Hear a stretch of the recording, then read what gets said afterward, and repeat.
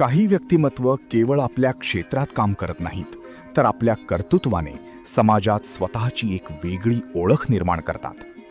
आयुष्यात कितीही आव्हानं आली, कितीही संघर्षाचे क्षण आले, तरी फिनिक्स पक्षाप्रमाणे प्रत्येक वेळी राखेतून पुन्हा उभं राहून नव्या उमेदीने आकाशाला गवसणी घालणं हीच खरी जिद्द आणि कर्तृत्वाची ओळख असते.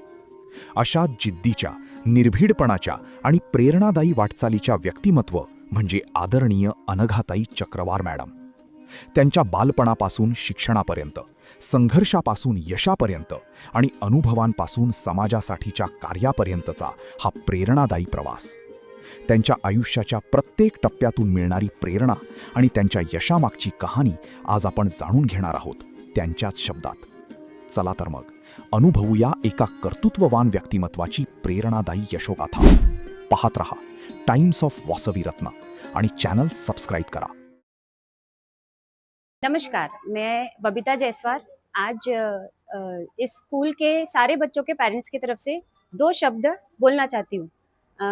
हम एक बच्चों को एक स्कूल के अलावा बहुत सारी चीज़ें देना चाहते हैं जो नहीं दे पाते, लेकिन इस स्कूल में मेरे दोनों बच्चे, मतलब एक लड़की है एक लड़का है, इस स्कूल में डालने के बाद मुझे उनका कोई भी एक्स्ट्रा कुछ सिखाने की ज़रूरत नहीं पड़ी, क्योंकि यहाँ पर अनघा मैम जैसे डायरेक्टर होने के बाद हमें कोई टेंशन लेने की ज़रूरत ही नहीं है।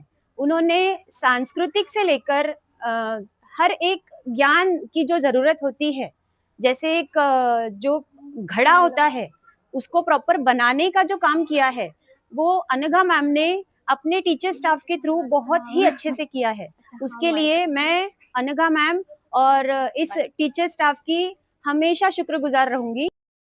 नमस्कार, माझे नाव अमृता श्रीरंग सरनाईक. मी या संस्थेमध्ये गेल्या 15 वर्षापासून कार्यरत आहे.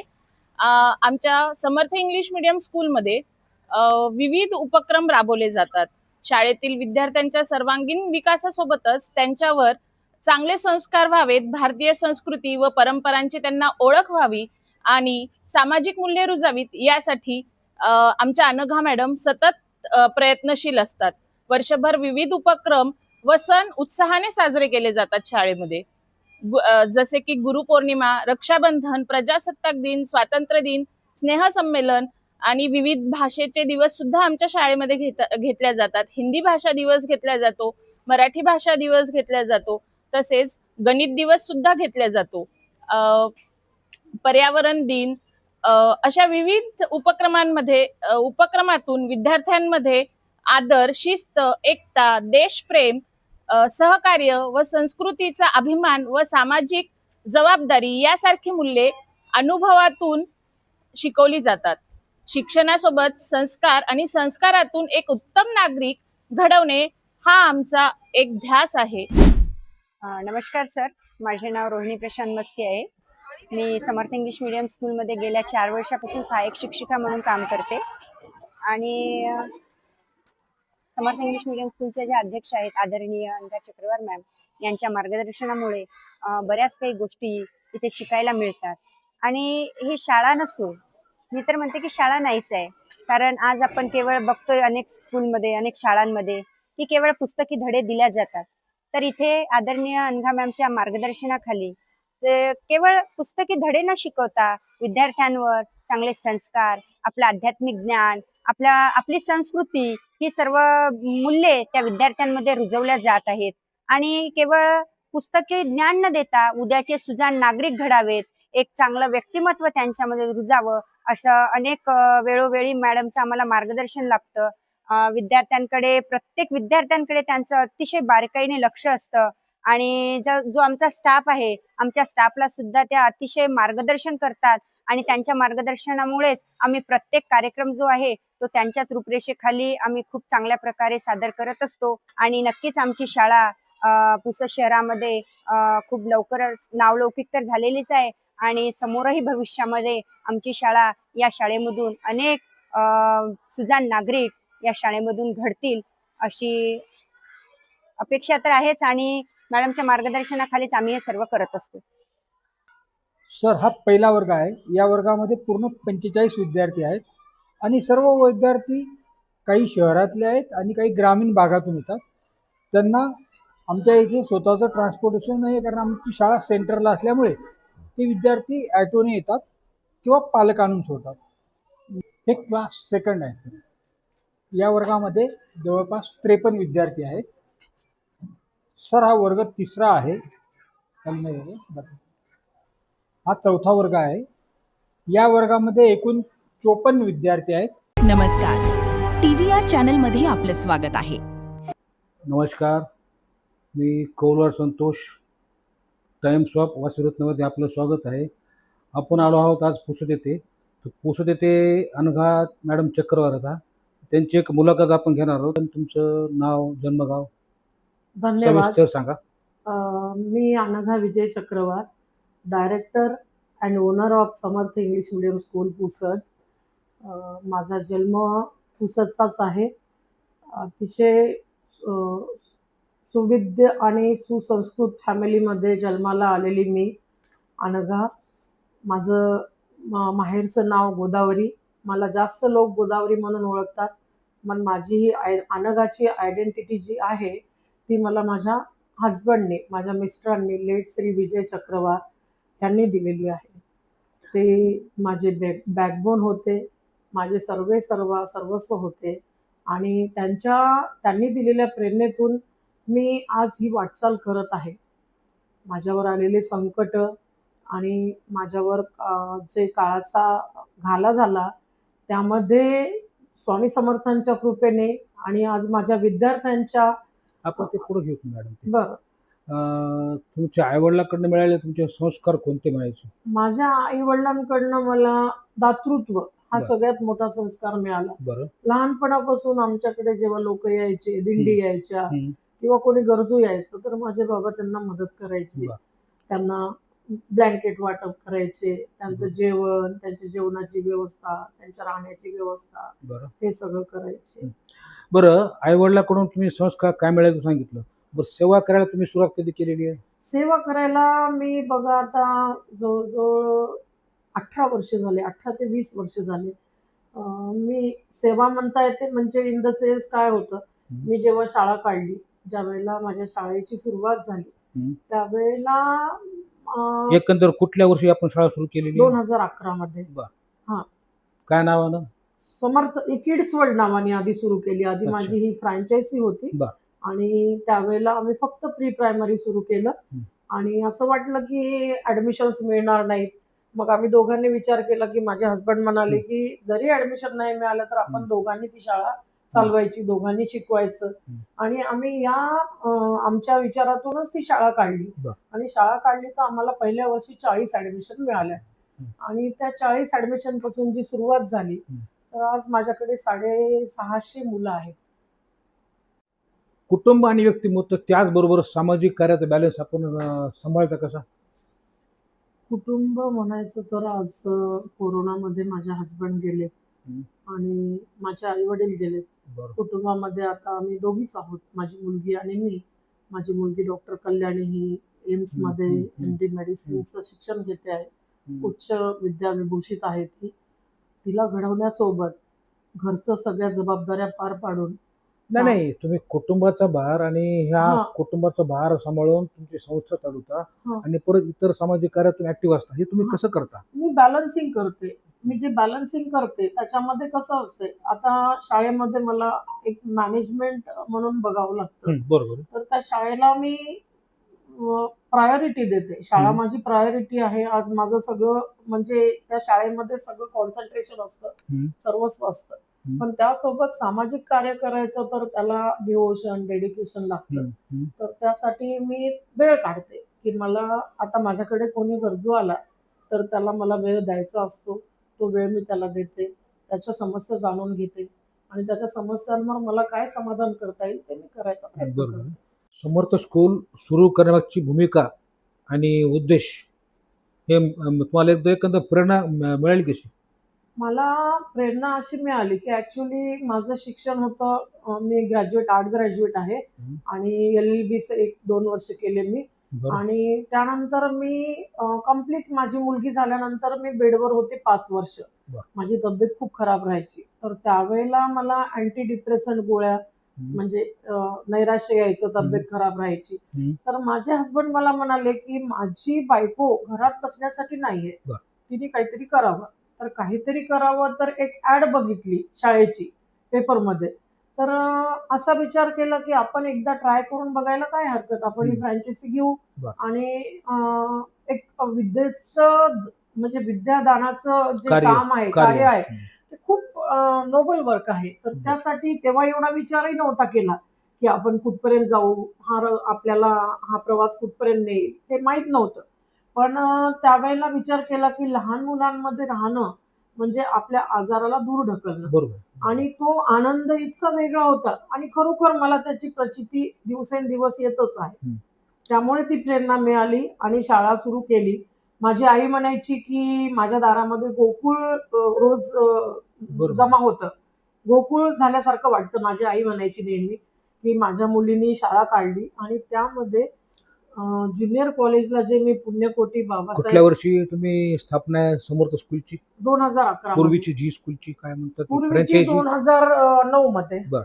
ते आणि किती 2 वर्ष चालवलं का? ते 2 वर्ष चालवलं. त्यानंतर त्याच्यानंतर हे? मग मी 1ली ते 4थी चालू केलं. बरं. त्याच्यानंतर मग 4थी ते 12वी बरं. चालू केलं. तुम्ही जे 40 तुम्ही समर्थची तुम्ही स्थापना केली. हं.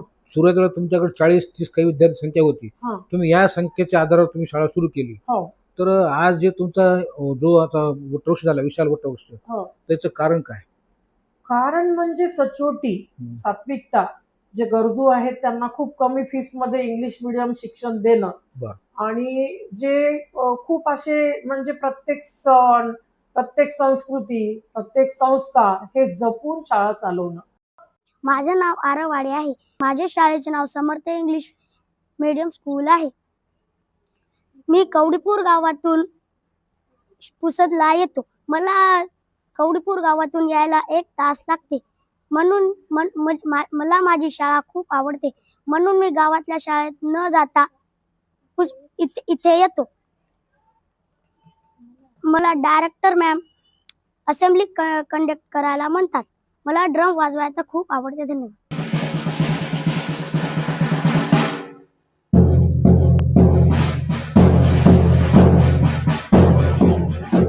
बरं, मी असं ऐकलंय की आज हल्ली शिक्षणाच्या एक बाजार झाला आहे. हां, हां. सगळीकडे आपण पाहतो शिक्षणाकडे आवड फीस आहे. हो. जे गरीब होतकरू असतात पण ते शिक्षण घेऊ शकत नाहीत, हा. कारण आवाज तो फीस ते भरू शकत नाहीत.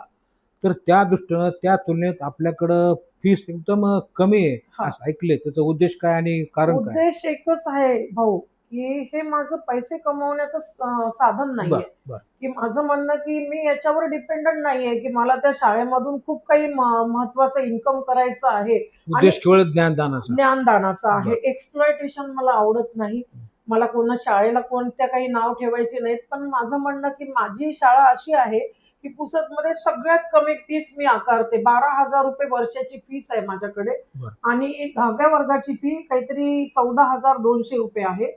नॉमिनल फी बरं. आहे. तर या नॉमिनल फी मध्ये मिडल क्लास आणि लोअर मिडल क्लास लोकांनी शिक्षण काही घ्यायचं नाही का? इंग्लिश शिक्षण त्यांचा अधिकार नाही का इंग्लिश शिक्षण घेण्याचा? तर हा एकच हेतू होता माझा की बाबा माझ्याकडे 25% RT नुसार आम्हाला द्यावं लागतं, राईट टू एज्युकेशन ऍक्ट.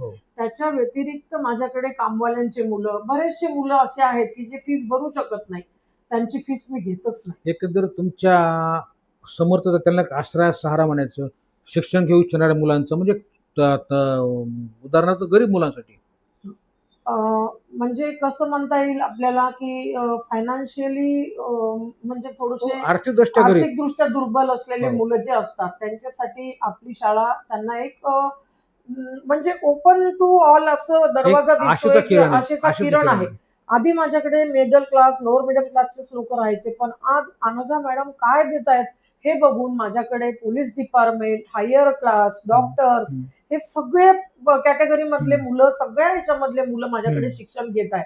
आणि मला पालकांचा उत्स्फूर्त सहभाग आणि उत्स्फूर्त प्रतिसाद मिळतो. बरं. त्यामध्ये माझा संवाद असतो पालकांचा. डायरेक्ट पालक जर आला कुठला तर मॅडमशी भेटायचं. तिथे कोऑर्डिनेटर असो, ऍडमिन असो, प्रिन्सिपल असो, पण ते म्हणतात की मॅडमशी थेट आम्हाला संवाद. एकदा तरी बोलायचं. थेट संवाद. पण मी थेट संवाद साधते. कुठलेही पॅरेंट्स आले, माझ्याकडे 2-3 लोकांचे असे व्हिडिओज पण आहेत की पाऊस पडत होता बाहेर आणि ते लोक सहज बसले, त्यांना मी दिसली, ते माझ्याजवळ आलेत आणि ते बोलले की मॅडम म्हणे तुम्ही काम करत आहात आहे माझ्याजवळ तो व्हिडिओ, की आम्हाला आधुनिक सावित्रीबाईचा असं आम्हाला वाटतंय की तुम्ही ते काम करत आहे. म्हटलं नाही बाबा, मी एवढी मोठी नाही, त्यांची मला भावना. एवढी मोठी उपमा देऊ नका मला. पण त्यांनी मला तसं बोलले आणि ते मी खरोखर म्हणजे भावना विवश झाली त्यावेळेला की आपण जे काम करतोय ते खूप चांगलं करतोय आणि आई वडिलांचे आशीर्वाद, सासू सासऱ्यांचे आशीर्वाद आणि इतर सर्वांचेच माझ्यासाठी बरोबर. गुडविल, बरोबर. त्यामुळेच मी हे आज काम करू शकत आहे. नमस्कार, माझे नाव नैना बुटे आहे. मी इयत्ता 10वी मध्ये शिकत आहे. मी या शाळेमध्ये प्ले ग्रुप पासून शिकत आहे. माझी शाळा फक्त माझ्यासाठी एक शिक्षण घेण्याचे ठिकाण नाही, तर माझ्या आयुष्याला एक योग्य दिशा दाखवणारे दुसरे घर आहे. मला माझ्या शाळेत फक्त पुस्तकी ज्ञान नाही, तर शिस्त, संस्कार आणि आत्मविश्वास याची सुद्धा शिकवण दिली जाते. शाळेत वर्षभरातून वेगवेगळे उपक्रम, स्पर्धा आणि कार्यक्रम होतात. त्या स्पर्धेतून आम्हाला आमच्या कलागुणांना वाव मिळतो आणि आम्हाला नवीन नवीन गोष्टी शिकण्याची संधी मिळते. आमचे शिक्षक आम्हाला नेहमी प्रेमाने मार्गदर्शन देतात आणि आमच्या छोट्या छोट्या यशांचे खूप कौतुक करतात. आणि आमच्या आदरणीय अनघा चक्रवार मॅम हे आम्हाला त्यांच्या मार्गदर्शनाने रोज नवीन काही शिकण्याची प्रेरणा देतात. ज्ञानापासून संस्कार आणि संस्कारापासून आत्मविश्वास हीच माझ्या शाळेची खरी ओळख आहे. मला माझ्या शाळेवर, माझ्या शिक्षकांवर खूप अभिमान आहे आणि सर्व छोट्या छोट्या आठवणींवर मला खूप अभिमान आहे. माझी शाळा अशीच प्रगती करत राहो आणि आम्हा विद्यार्थ्यांना घडवत राहो, हीच माझी मनापासून इच्छा आहे. तर धन्यवाद. तुम्ही या शिक्षण क्षेत्राबरोबर तुम्ही एक आध्यात्मिक संस्कार केंद्रासह तुम्ही जोडले गेले आहात. हो. त्याचं काय कारण, म्हणजे त्याचं काय? आध्यात्मिक संस्कार म्हटलं तर सर माझं असं आहे की मला स्वामी समर्थांची मी लहानपणापासून भक्त आहे. बरं. तर त्यामुळे मला स्वामींची खूप भक्त असल्यामुळे मला आधीपासूनच तो आवड होती. आणि माझ्या घरी सगळ्यांना म्हणजे 2 वर्षाची माझी मुलगी होती त्यावेळेला अथर्व शिष्य म्हणायची ती. माझे वडील मायथॉलॉजीचं खूप सारं नॉलेज होतं त्यांना. पुस्तकं कपाट भरून पुस्तकं त्यांचे मी आता एका वाचनालयाला दिलेत की तिथे ते कामी येतील म्हणून. तर माझ्या आईवडिलांपासून मला ही प्रेरणा मिळाली. माझे हजबंड सुद्धा जे होते विजयजी, तर ते पण खूप धार्मिक होते अच्छा. आणि त्यांना पण खूप अध्यात्माची आवड होती आणि त्याच्यामध्ये मेडिटेशन, प्राणायाम आणि इतर गोष्टी. इतर गोष्टी. आता माझ्याकडे अक्कलकोट वरून दरवर्षी स्वामींची पालखी येते बरं. आणि त्यांचा मुक्काम असतो माझ्याकडे. बरं, तुम्ही आर्थिकदृष्ट्या गरजू दुर्बल घटकांना तुम्ही एक शिक्षण मोफत देताय, त्यामागचं भूमिका, धोरण, हेतू काय बरं? माझं धोरण हेच आहे सर की आपण आता जे करतो आहे, कितीतरी लोक असे आहेत की जे पैशाअभावी शिक्षण घेऊ शकत नाही. तर मग त्या लोकांना शिक्षण देण्यासाठी आपण फुल नाही फुलाची पाकळी, खूप काही करू शकत नाही, पण आपण सामाजिक ऋण फेडण्याचा. आपल्याकडे 400 मुलं शिकत आहे, 500 मुलं शिकत आहेत, तर त्याच्यातले 10 मुलं आपण जर फ्री ऑफ कॉस्ट दिले तर त्याच्यामध्ये माझं काही खूप नुकसान नाही होणार, असे विचार आहेत माझे. आणि या विचारातूनच मी त्या मुलांना, दुर्बल घटकांना शिकवण्याचा प्रयत्न करत आहे. बरं, विद्यार्थ्यांसाठी एक शिष्यवृत्ती जे संकल्पना आहे ती तुम्हाला कशी काय सुचली? म्हणजे विद्यार्थ्यासाठी जी आपण शिष्यवृत्ती देतो ना, ती संकल्पना तुम्हाला कशी? शिष्यवृत्ती देण्याची संकल्पना माझी मुलगी डॉक्टर कल्याणी, ही पण तिच्या पप्पांसारखा आणि आईचा वारसा घेऊनच चालत आहे आज. ती आज तिच्या प्रोफेशन मध्ये ती तेवढीच डिवोटी आहे, तेवढीच ती तिच्यामध्ये सेवेची भावना आहे. आणि ती म्हणाली की आई मला 4 मुलांना पप्पांच्या नावाने विजय हृदयम अशी स्कॉलरशिप द्यायची. बरं. तर विजय हृदयम नावाची स्कॉलरशिप तिने सुरू केली आणि त्यांच्या वाढदिवसाला ती आम्ही स्कॉलरशिप दिली मुलांना. त्यावेळेस किती वर्षाची होती मुलगी? आता जस्ट सुरू केली, आम्ही आता अच्छा. सुरू केली, यावर्षी सुरू केली.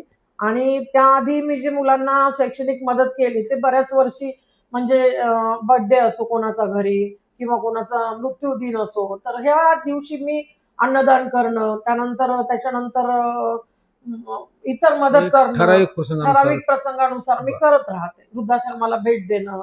तुम्ही एक आपण आता सामाजिक कार्याबद्दल थोडं वळूया. तुम्ही एक मागील 20 वर्षापासून एक गरजूंना एक थंडीतल्या कुडकुडणाऱ्या हो. फुटपाथ लोकांना तुम्ही एक ब्लँकेट वगैरे वाटप करता. हो. त्याचं मागचं कारण तुम्ही त्याच्या ते तुम्हाला मागचं सुचलं कारण कसं? म्हणजे माझे बाबा, माझे वडील श्री श्रीराम पापिनवार, हं. श्रीराम कोंडोपंत पापिनवार. माझे वडील एकही थंडी चुकायची नाही, हिवाळा, बर. की माझे वडील त्यांनी ब्लँकेट पांघरलं नाही, बर. एकही हिवाळा चुकायचा नाही. बर. 7 डिग्री 10 डिग्री सेल्सिअस मध्ये छोटी होती की माझ्या बाबांसोबत जायची, माझे बाबा पांघरायचे तर मी त्यांच्या हाताला हात लावून पांघरण घालायची. त्यानंतर मला ही प्रेरणा, ते गेल्यानंतर आणि ते असताना पण मग आम्ही दोघं जण जायला लागलो, मी आणि माझे हसबंड. एक दिवस माझे हसबंड नांदेडला जॉबला होते, मिटकॉन कंपनीमध्ये जॉब करायचे, ते डिस्ट्रिक्ट कन्सल्टंट म्हणून होते ते. तर त्यावेळेला माझे मिस्टर घरी आलेत तर पाऊस खूप पडत होता. तर मी त्यांना म्हटलं, तुम्ही जर्किन काय केलं हो म्हटलं.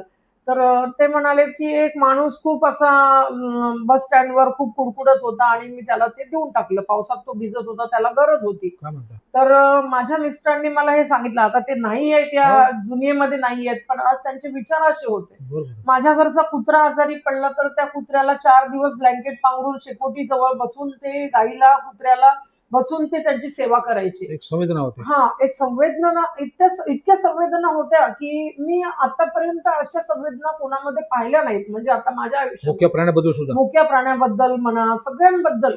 आता कोविडमध्ये माझे मिस्टर गेले, पण त्याआधी त्यांनी ज्या लोकांना मदत केली तर कितीतरी लोकांनी सांगितलं, मॅडम आम्हाला किट दिली सरांनी. सर कसे काय गेले?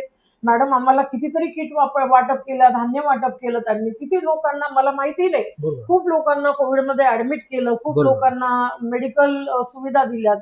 आणि ह्यानंतर माझ्या घरी हा आघात झाला, तर त्यावेळेला मी पूर्ण म्हणजे संपल्यामध्ये होती. माझ्या 150 ऍडमिशन गेल्या त्यावर्षी 150 ऍडमिशन गेल्या की आता ब्लँकेट वाटपासून ना म्हणजे तुम्हाला प्रेरणा त्यावेळेस मिळाली. त्यावेळेस मिळाली.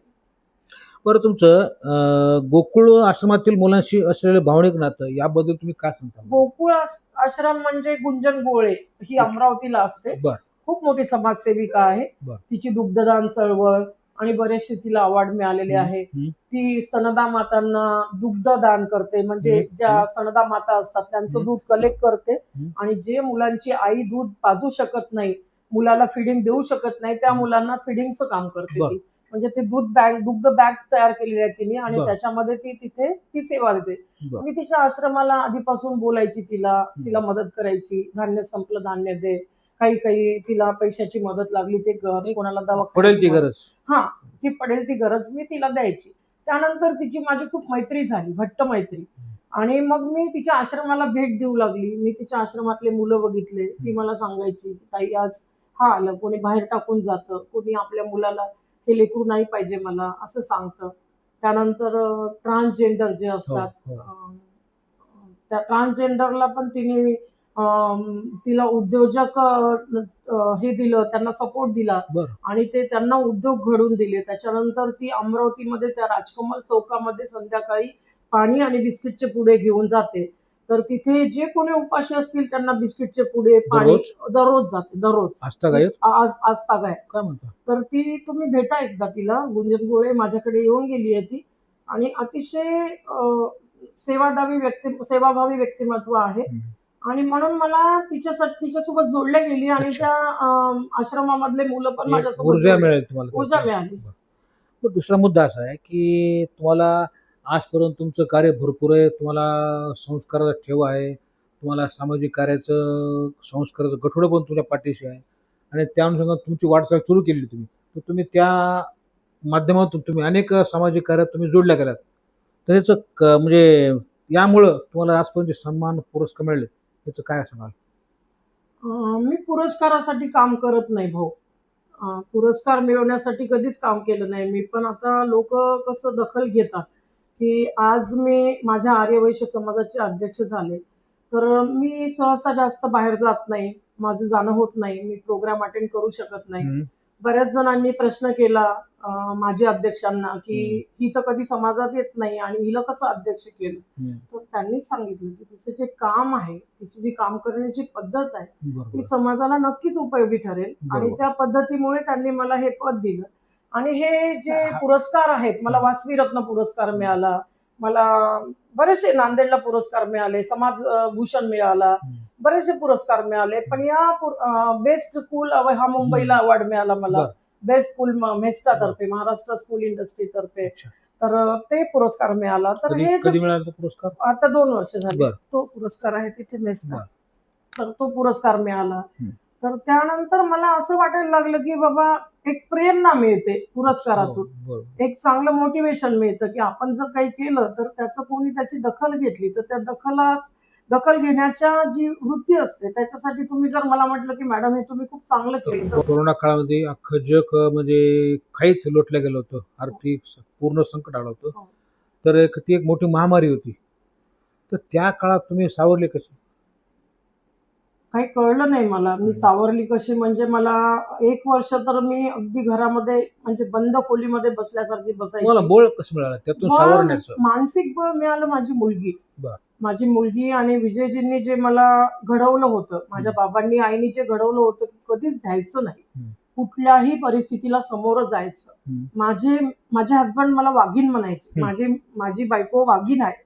हो, नेहमी म्हणायची. आहे शेरणी तुमचं- आहे आहे म्हणायचे. तुमचं काम तसं. शेरणी म्हणायचे बरोबर. माझे हसबंड. तर मला मजा वाटायची, गंमत नाही वाटायची. तसं व्यक्तिमत्व आहे, तसं तुम्ही भारदस्त आहे, बोलण्यात तर तुमचा कडकपणा बोलण्यात तुमच्या आहे. त्यावेळेला मला म्हणजे कळत नव्हतं एवढ्या गोष्टी की ते का म्हणायचे, कशामुळे म्हणायचे, की का निर्भीड आहे. एक मिश्किल बोलणं. मिश्किल बोलणं होतं त्यांचं. तर त्यावेळेला कोरोनामध्ये अशी परिस्थिती होती की रात्री 2 वाजता मायले की एकमेकाला धरून रडायचो की आता आपलं कसं होणार, हो. आपलं काय होणार.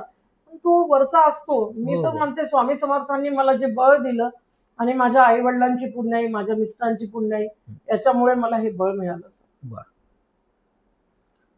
बरं, कल्याणीताईच्या पाठिंब्याची भूमिका काय होती? कल्याणीताईच्या पाठिंब्याची म्हणजे आई तू माझ्यासाठी उभी राहा. हं. आई तुला उभं राहावं लागेल. तुला माझ्यासाठी आता मला पप्पा नाही. ती म्हणजे इतकी 3-4 वर्ष ती पप्पांचा शर्ट अंगावर घेऊन झोपायची. बरं. हां. आता पण ती तशीच करते की तिच्याजवळ तिच्या पप्पांचा शर्ट असतो. तर त्यावेळेला ती पूर्ण कोलॅप्स झाली होती. तर मला ते असं निरागस माझं बाळ दिसलं की माझ्या बाळाला आता सांभाळणार कोण? तर ही कल्याणी माझी अशी प्रेरणा होती की मला माझ्या लेकराला घडवायचं आहे. मला माझ्या लेकराकडे पाहायचंय. मला तिला स्ट्रॉंग बनवायचं आहे. आज मी तर सगळी दुनिया बघितली, बरोबर. सगळं काही बघितलं. मी सगळे बरोबर. सुख दुःख सगळे बघितले. बरोबर. पण ती तर 20 वर्षाची मुलगी, तिने काय बघितलं? नुकतीच ती MBBS झाली आणि त्या दिवशीच ती म्हणे की डॅडी आल्यावर आपण सेलिब्रेट करू. पण डॅडी घरी आलेच नाही. तर असं आमच्या जीवनामध्ये मोठा आघात झालाय. बरं, तुम्ही कोरोना काळात एक विधवा महिलांना तुम्ही एक समजा भरीव हो. मदत केलेली आहे. तर ते कार्य म्हणजे तुमचं खरोखर कौतुक करायचं कार्य हो. आहे. याबद्दल तुम्ही काय सांगता? याच्यामध्ये सर मी स्वतः विधवा झाले. विधवा हा शब्द इतका भयंकर नाही, असतो, बरोबर आहे. नाही, खूप भयंकर असतो की उच्चार वाटत नाही. हो, परंतु काय करणार त्याला? म्हणजे बोलायला पण नको वाटते की तो शब्दही नको काढायला वाटते. पण काय होते की माझी मुलगी म्हणाली, आई आपल्याजवळ पैशांची कमी नाहीये. आपण आज सबळ आहोत. आपल्याला उद्या काय करायचं याचा प्रश्न नाही. अशा महिला आहेत की ज्यांच्याजवळ काहीच नाही. तू बघितली का?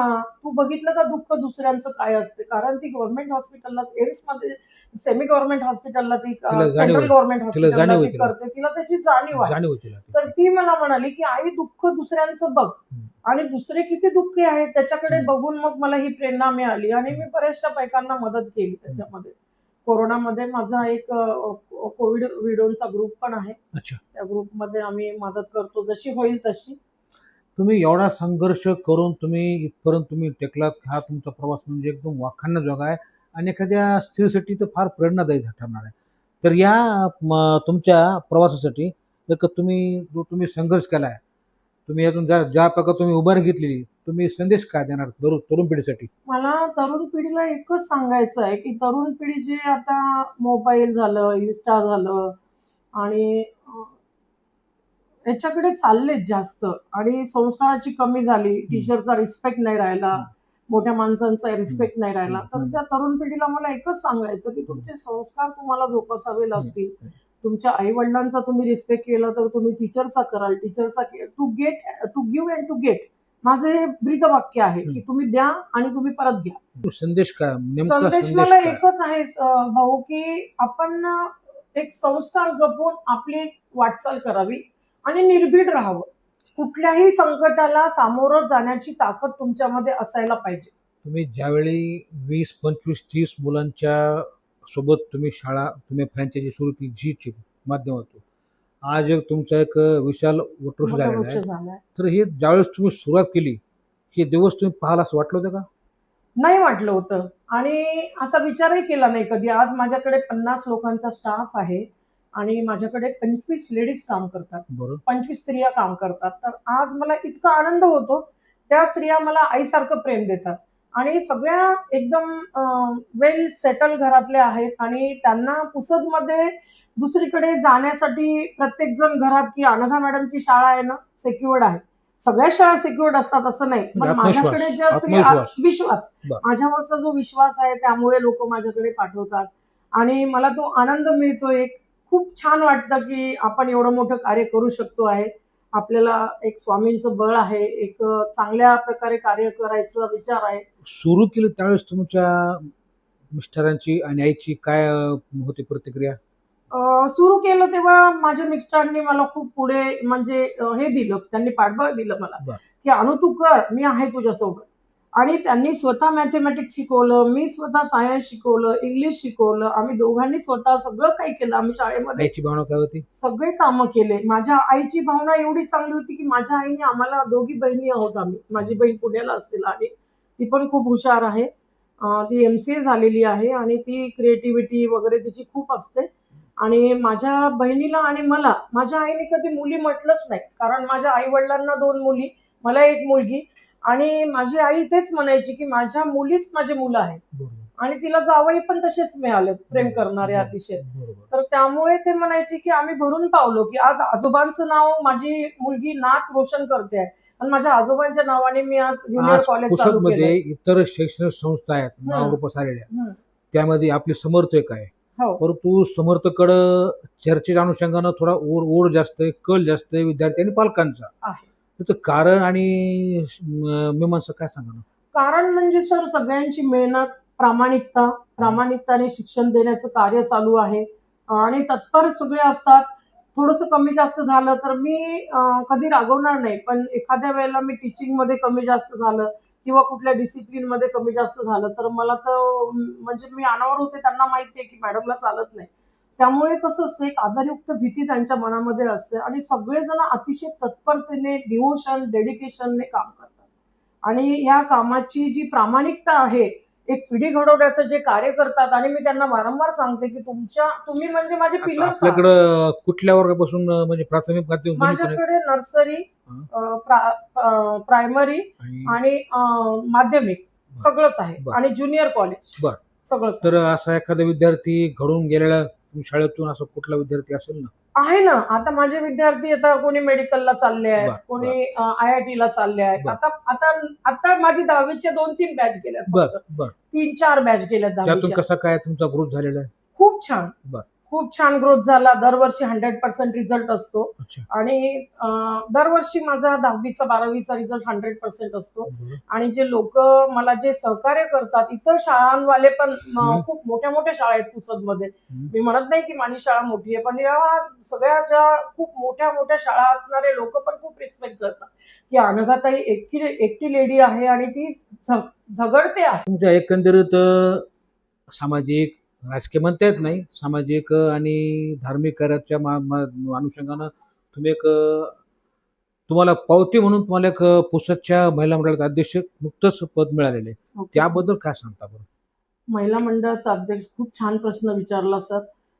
कारण ह्या 2 वर्षाचा कार्यकाल माझ्यावर जो सोपवलेला आहे त्या कालामध्ये मला पुसदचे जे नेडी गरजू महिला बरं, आहेत बरं. त्या महिलांना काहीतरी अपलिफ्ट करण्याचं काम करायचं आहे. हं, चांगले चांगले प्रोग्राम घेईल हं. आणि त्या आनंदाशिवाय महिलांना काय देता येईल आपल्याला. मी त्या दिवशीच माझ्या पहिल्या भाषणामध्ये सांगितलं, मेडिकल एड्स, एज्युकेशनल एड्स आणि बाकी सगळ्या महिलांना स्वयंरोजगारासाठी काय लागेल ती मदत हं. समाजाकडून कशी करण्यात येईल हं. हे मला हे पूर्ण 2 वर्षामध्ये काम करायचं आहे. की समाजाकडून आपला समाज खूप मोठा आहे, श्रीमंत पण आहे आहे. आणि दातृत्व पण आहे आपल्या आहे, समाजाकडे.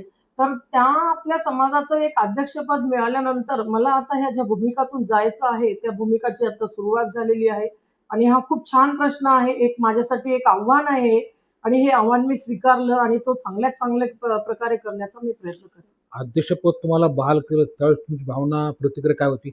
मला थोडी भीती होती, कारण माझी तब्येत साथ देत नाही मला. बरं. तब्येतीचे काही त्रास असल्यामुळे तर गुडघ्यांची सर्जरी वगैरे आहे.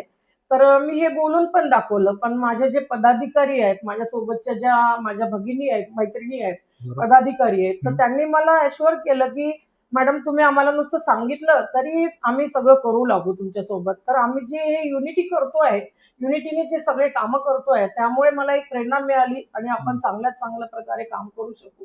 हीच भावना होती माझ्या मनामध्ये.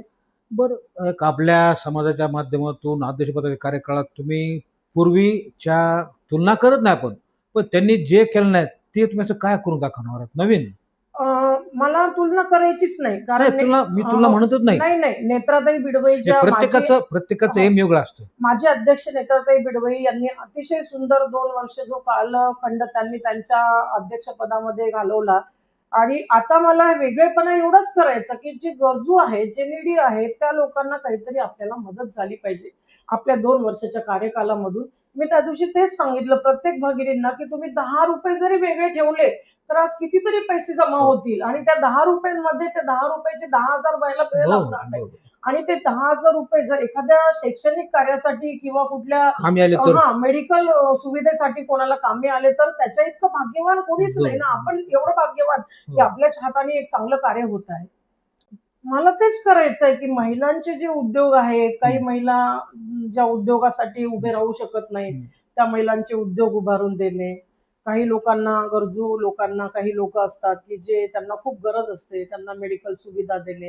हेच माझे कामं आहेत असे. असं काही खूप असं वेगळं स्पेसिफिक काम नाहीये की मला हे करायचं आहे म्हणून. आजवरच्या तुमच्या काळात तुम्हाला तुमच्या एकंदरीत राजकीय, सामाजिक, धार्मिक कुठल्याही कामाच्या संदर्भात मिळालेला सगळ्यात महत्वाचा मोठा पुरस्कार सन्मान कुठला?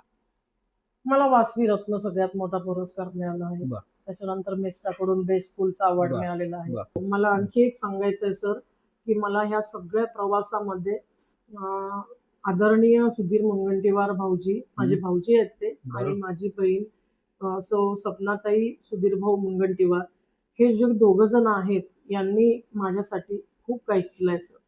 असा उल्लेख खूप आज करायचा आहे मला. समाजाला आयडॉल आहेत दोघ जण ते. हो, आयडॉल तर आहेत, सुधीर पण भाऊ, ते माझे स्वप्नाताई. मेंटॉर आहेत. ते माझे मेंटॉर आहेत. त्यांच्या प्रेरणेतून मला बऱ्याच गोष्टी करायला मिळाल्या आणि त्यांना माझे मिस्टर गेल्यानंतर मला माझ्या ताईने जी मदत केली, मॉरल सपोर्ट केला, तो सपोर्ट खूप वेगळा आहे. तिने जो मला मॉरल सपोर्ट केला की निगेटिव्हिटी सोड, रडायचं नाही आणि असं करायचं, तू स्ट्रॉंग आहेस, तू हे करू शकतेस.